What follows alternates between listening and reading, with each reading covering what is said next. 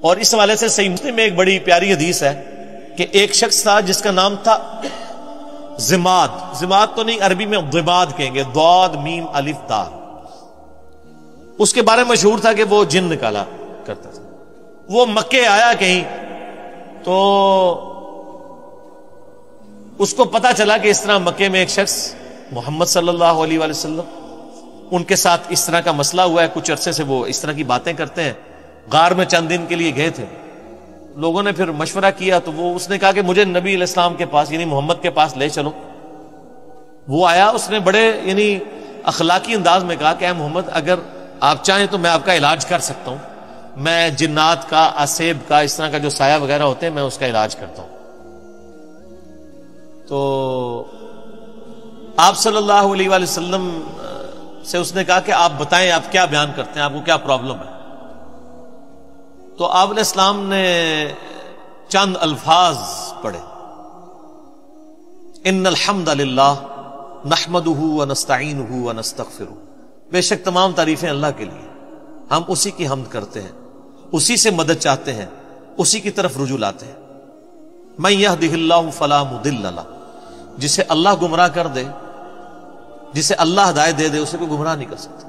ومن یضلل، اور جسے وہی گمراہ کر دے، فلا ہادی لہ، اسے کوئی ہدایت نہیں دے سکتا. واشہد ان لا الہ الا اللہ وحدہ لا شریک لہ، اور میں گواہی دیتا ہوں کہ اس اکیلے اللہ کے سوا کوئی معبود نہیں ہے. واشہد ان محمدا عبدہ ورسولہ، اور محمد صلی اللہ علیہ وآلہ وسلم اس کے بندہ ہے خاص اور رسول ہے. اس کے اوپر ایسا روب طاری ہو، اس نے کہا یہ آپ نے کیا کلام پڑھا؟ دوبارہ پڑھے، دوبارہ پڑھا. اس نے کہا ایک دفعہ پھر سنائے. ابھی قرآن تو پڑھا ہی نہیں تھا، صرف آپ نے اپنے خطبے کے الفاظ پڑھے. تیسری دفعہ جب اس نے سنا، اس نے کہا واللہ ایسا کلام میں نے کبھی نہیں سنا. آپ اپنا ہاتھ بڑھائیں، میں آپ کے ہاتھ پہ بیعت کروں، میں اسلام قبول کرتا ہوں. یہ صحیح مسلم میں حدیث ہے. تو وہ آیا علاج کرنے تھا، اس فیلڈ کا ایکسپرٹ تھا.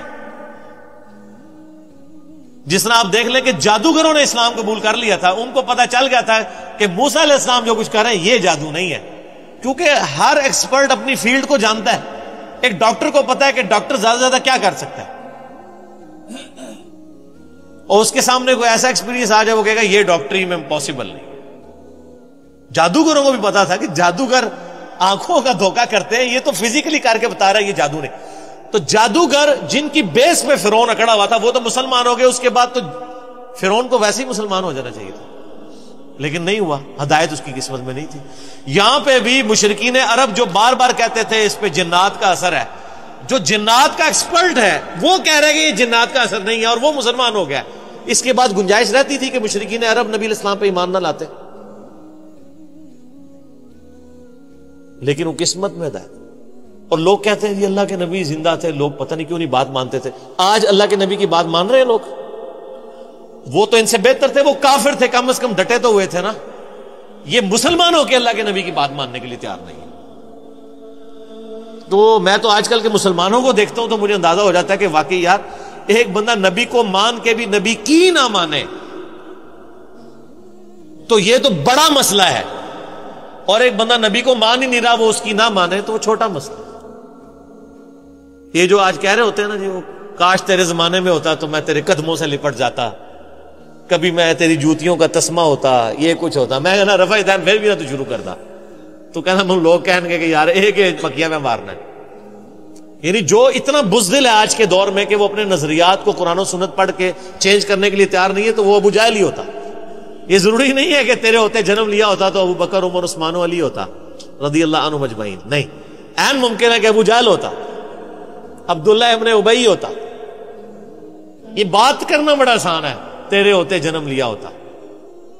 یہ ساری کہانی ہے میرے بھائی، یہ بڑا مشکل کام ہے. یہاں پہ آپ دیکھ لیں نبی علیہ السلام کے کارٹون بنتے ہیں تو جنہوں نے داڑیاں نہیں رکھی سب سے پہلے وہ آ کے بینک توڑتے ہیں، شیشے توڑتے ہیں، گاڑیوں کو آگ لگاتے ہیں عشق رسول کے نام. انہی کو کہتے کہ یار داڑھی رکھ لو، نال ہی ٹھوس. حالانکہ ہونا یہ چاہیے کہ ان کافروں نے نبی علیہ السلام کے جو کارٹون بنائے ہیں اس میں نبی علیہ السلام کی مبارک داڑھی میں بم رکھ کے نا انہوں نے اس طرح کی شکلیں بنائی ہیں.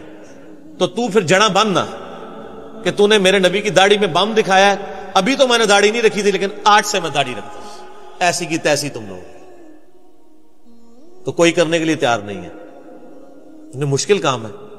اب بینک لوٹنا، گاڑیوں کو آگے لگانا، اے ٹی ایم مشینیں اکھاڑ کے لے جانا، ثواب دیکھیں، اے ٹی ایم مشین اکھاڑے آپ کو پیسے بھی ملے اور ثواب بھی ملے، اور کیا چاہیے. ظاہر ہے یہی کہانی کرائی گئی ہے نا. پاکستان میں تو مولوی یہی پٹی پڑھا رہا ہے نا. جو بھی اینٹی اسٹیٹ ایکٹیویٹیز پہ علماء ابھار رہے ہیں اپنی عوام کو، وہ یہی کچھ کر رہے ہیں نا. غلامی رسول میں موت بھی قبول ہے، غلامی رسول میں اے ٹی ایم مشین لوٹنا بھی قبول ہے. تو سر پھر ایسی غلامی تو ہر بندہ کرے گا نا. دوویں جہان دی مٹھے پاؤ کہ مشین بھی لوٹ لی اور جنت بھی پکی کروا لی.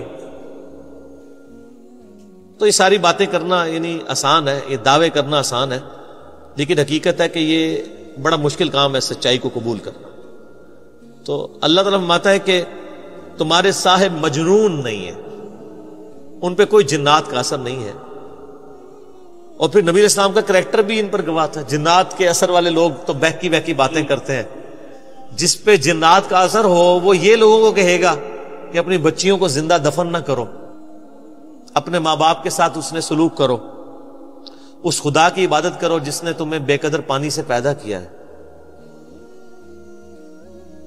اس طرح کی اخلاقی اقدار جس پہ جنات کا اثر ہو تو اس طرح کی باتیں تو نہیں کرے گا. پھر سورہ یونس میں اللہ تعالیٰ شروع میں آیت نمبر 14، 15، 16 میں آپ کو ملے گا. اللہ تعالیٰ فرماتا ہے کہ یہ کہتے ہیں کہ اے نبی ان سے فرما دو اگر اللہ نہ چاہتا تو میں کبھی قرآن تم پہ نہ پڑھتا. اور یہ کافر کہتے ہیں کہ نبی اس قرآن کو بدل دو یا کوئی اور قرآن لے آؤ، یعنی یہ تو بہت سخت قرآن ہے. اے نبی تم فرماؤ کہ مجھے کوئی حق حاصل نہیں کہ میں اپنی مرضی سے اس قرآن کو بدل دوں. میں تو خود اس وحی کا پابند ہوں جو اللہ کی طرف سے میری طرف آتی ہے. قل انی اخاف ان عصیت ربی عذاب یوم عظیم. اے نبی یہ بھی فرما دو کہ بالفرض اگر میں بھی اپنی خواہش نفس سے کچھ ایسا معاملہ کرتا ہوں، اپنے رب کی نافرمانی کرتا ہوں، تو میں بھی ڈرتا ہوں کہ بڑے دن کا عذاب مجھے بھی آ پکڑے گا. اس سے زیادہ اور کس طریقے سے آپ کو بات سمجھائی جاتی کہ قرآن میں یہ آیت 3 دفعہ ریپیٹ ہوئی ہے، سورہ یونس میں، سورہ الانعام میں اور سورہ الزمر میں. قل انی اخاف ان عصیت. اے نبی تم فرماؤ مجھے تو خود خوف لگا ہوا ہے کہ بالفرض اگر میں نے بھی اپنے رب کی نافرمانی کی تو بڑے دن کا عذاب مجھے بھی آ پکڑے. یہ آپ کے بابے ہیں جو کہتے ہیں جو ہمارا مرید ہوا تو ہم تو اس وقت تک جنت میں نہیں جائیں گے. حالانکہ وہ بابے خود نماز پڑھ رہے ہوتے ہیں نا، ان کے مرید نماز پڑھ رہے ہوتے ہیں. نماز کا پوچھے کہتے ہیں مدینہ شریف پڑھتے ہیں. ان سے کہیں کوئی ضعیف حدیث دکھا دیں کہ نبی علیہ السلام جب مکے میں تھے تو مدینے آ کے نماز پڑھتے تھے اور جب مدینے میں تھے تو مکے جا کے نماز پڑھتے تھے. کہانیاں. اور بلکہ میں نے اس کہانی کی تو وہ انجینئرنگ کی ہے کہ صحیح مسلم میں حدیث ہے کہ نبی علیہ السلام نکلے تو بنو سلمہ کے کچھ لوگوں کو دیکھا مدینہ شریف میں، وہ کھڑے ہوئے تھے. آپ فرمایا کیوں کھڑے ہو یہاں پہ؟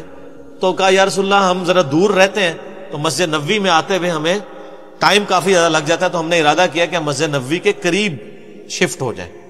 تو آپ نے فرمایا جو اتنے قدم چل کے آتے ہو تمہیں ثواب ملتا ہے. ان کا یا رسول اللہ لیٹ ہو جاتے ہیں، پہنچنے میں تکلیف ہوتی ہے. تو آپ نے فرمایا ہر قدم پہ ثواب ملتا ہے. تو انہوں نے پھر مسجد نبوی کے قریب شفٹ ہونے کا ارادہ ترک کر کے اپنے انہی علاقوں میں رہے، صرف اس وجہ سے کہ جتنے قدم چل کے آئیں گے ثواب ہوگا.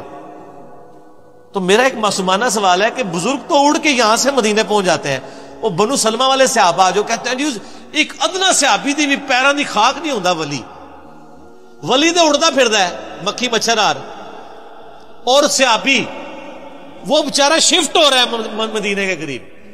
کہانیاں. کیونکہ یہ صحیح مسلم شریف ہے، وہ بزرگ شریف ہے. اور اگر کوئی کہتا ہے نہیں نہیں وہ آپ کو سمجھ نہیں آیا تو لے آؤ بابا کوئی اڑ کے دسے. سب کہانیاں.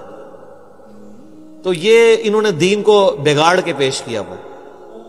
کتابوں کا دین اور ہے، بابوں کا دین اور. اللہ تعالیٰ فرماتا ہے کوئی تمہارے نبی کے اوپر جنات کا اثر نہیں ہے، ان کی تو تعلیمات بتا رہی ہیں.